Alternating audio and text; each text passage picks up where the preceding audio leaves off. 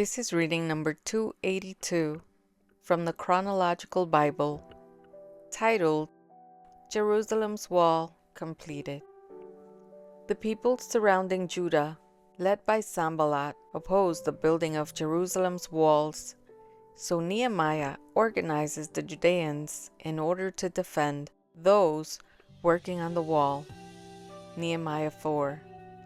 When faced with dissension among the Judeans relating to rich people's taking advantage of the poor, Nehemiah orders the rich to repay the poor and also refuses to take his own salary so that people need not pay additional taxes. Nehemiah 5. Despite efforts from Sanballat, Tobiah, Geshem, and others to discourage the workers, the wall is completed in 52 days. Nehemiah 6. Nehemiah chapter 4. Opposition to the work. Now when Sanballat heard that we were building the wall, he was angry and greatly enraged, and he jeered at the Jews. And he said in the presence of his brothers and of the army of Samaria, "What are these feeble Jews doing? Will they restore it for themselves? Will they sacrifice? Will they finish up in a day? Will they revive the stones out of the heaps of rubbish, and burned ones at that?" Tobiah the Ammonite was beside him, and he said, "Yes, what they are building, if a fox goes up on it, he will break down their stone wall. Hear, O our God, for we are despised. Turn back their taunt on their own heads, and give them up to be plundered in a land where they are captives. Do not cover their guilt, and let not their sin be blotted out from your sight, for they have provoked you to anger in the presence of the builders." So we built the wall, and all the wall was joined together to half its height, for the people had a mind to work. But when Sanballat and Tobiah, and the Arabs and the Ammonites and the Ashdodites heard that the repairing of the walls of Jerusalem was going forward, and that the breaches were beginning to be closed, they were very angry, and they all plotted together to come and fight against Jerusalem and to cause confusion in it. And we prayed to our God and set a guard as a protection against them day and night. In Judah it was said, "The strength of those who bear the burdens is failing. There is too much rubble. By ourselves we will not be able to rebuild the wall." And our enemies said, "They will not know or see till we come among them and kill them and stop the work." At that time, the Jews who lived near them came from all directions and said to us 10 times, "You must return to us." So in the lowest parts of the space behind the wall, in open places, I stationed the people by their clans, with their swords, their spears, and their bows. And I looked, and arose and said to the nobles and to the officials and to the rest of the people, "Do not be afraid of them. Remember the Lord, who is great and awesome, and fight for your brothers, your sons, your daughters, your wives, and your homes." The work resumes. When our enemies heard that it was known to us, and that God had frustrated their plan, we all returned to the wall, each to his work. From that day on, half of my servants worked on construction, and half held the spears, shields, bows, and coats of mail. And the leaders stood behind the whole house of Judah, who were building on the wall. Those who carried burdens were loaded in such a way that each labored on the work with one hand and held his weapon with the other. And each of the builders had his sword strapped at his side while he built. The man who sounded the trumpet was beside me, And I said to the nobles, and to the officials, and to the rest of the people, "The work is great and widely spread, and we are separated on the wall, far from one another. In the place where you hear the sound of the trumpet, rally to us there. Our God will fight for us." So we labored at the work, and half of them held the spears from the break of dawn until the stars came out. I also said to the people at that time, "Let every man and his servant pass the night within Jerusalem, that they may be a guard for us by night and may labor by day." So neither I nor my brothers nor my servants nor the men of the guard who followed me, none of us took off our clothes. Each kept his weapon at his right hand. Nehemiah chapter 5. Nehemiah stops oppression of the poor. Now there arose a great outcry of the people and of their wives against their Jewish brothers. For there were those who said, "With our sons and our daughters we are many, so let us get grain, that we may eat and keep alive." There were also those who said, "We are mortgaging our fields, our vineyards, and our houses to get grain because of the famine." And there were those who said, "We have borrowed money for the king's tax on our fields and our vineyards. Now our flesh is as the flesh of our brothers, our children are as their children. Yet we are forcing our sons and our daughters to be slaves, and some of our daughters have already been enslaved, but it is not in our power to help it, for other men have our fields and our vineyards." I was very angry when I heard their outcry and these words. I took counsel with myself, and I brought charges against the nobles and the officials. I said to them, "You are exacting interest, each from his brother."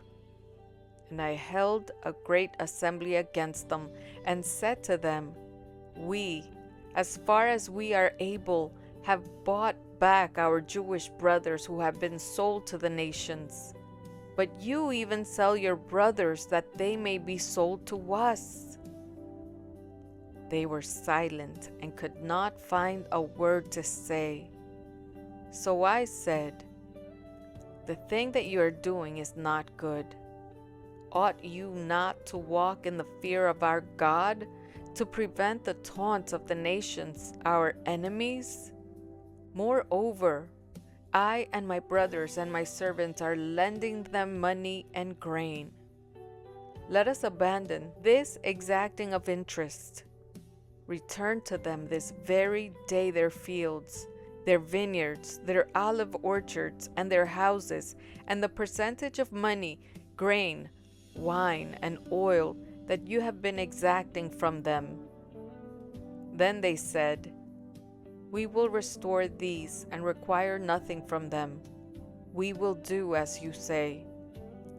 And I called the priests and made them swear to do as they had promised.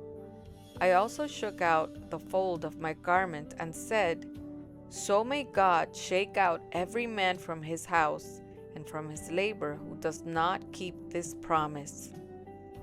So may he be shaken out and emptied." And all the assembly said, "Amen," and praised the Lord, and the people did as they had promised. Nehemiah's generosity. Moreover, from that time that I was appointed to be their governor in the land of Judah, from the 20th year to the 32nd year of Artaxerxes the king, 12 years, neither I nor my brothers ate the food allowance of the governor. The former governors who were before me laid heavy burdens on the people, and took from them for their daily ration 40 shekels of silver. Even their servants lorded it over the people, but I did not do so, because of the fear of God. I also persevered in the work on this wall, and we acquired no land, and all my servants were gathered there for the work. Moreover, there were at my table 150 men, Jews and officials, beside those who came to us from the nations that were around us. Now what was prepared at my expense for each day was 1 ox and 6 choice sheep and birds, and every 10 days all kinds of wine in abundance. Yet for all this I did not demand the food allowance of the governor, because the service was too heavy on this people. Remember for my good, O my God, all that I have done for this people. Nehemiah chapter 6. Conspiracy against Nehemiah.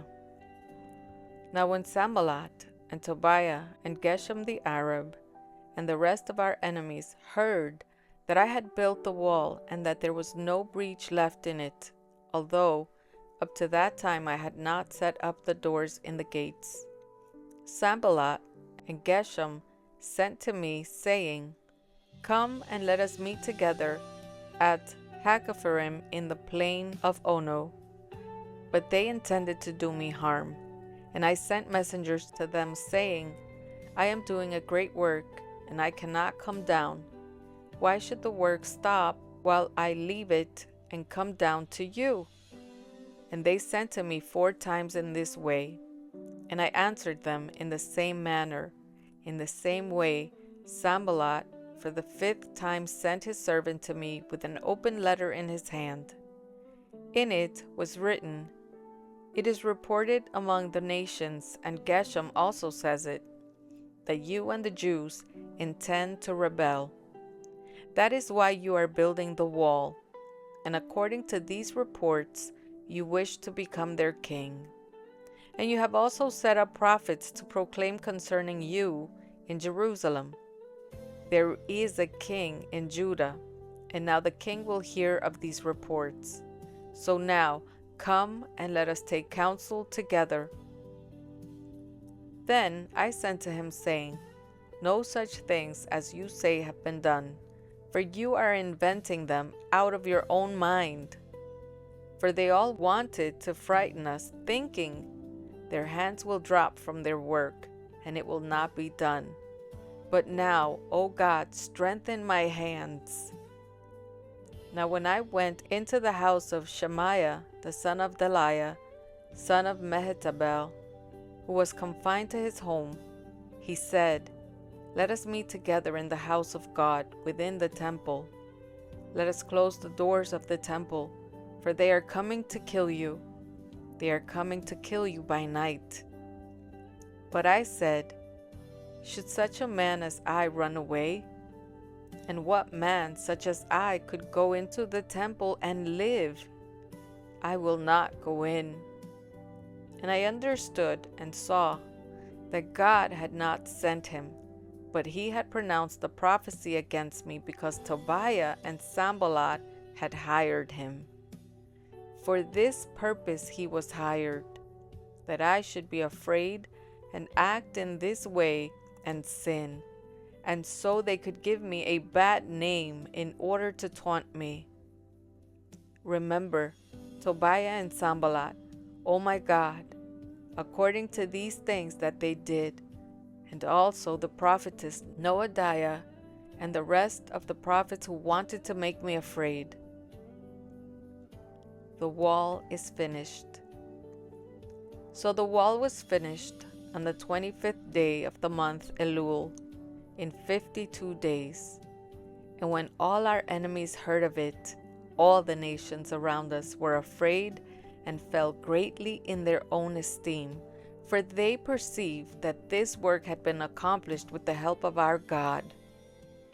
Moreover, in those days, the nobles of Judah sent many letters to Tobiah, and Tobias's letters came to them, for many in Judah were bound by oath to him, because he was the son-in-law of Shechaniah the son of Arah, and his son Jehohanan had taken the daughter of Meshullam the son of Berechiah as his wife.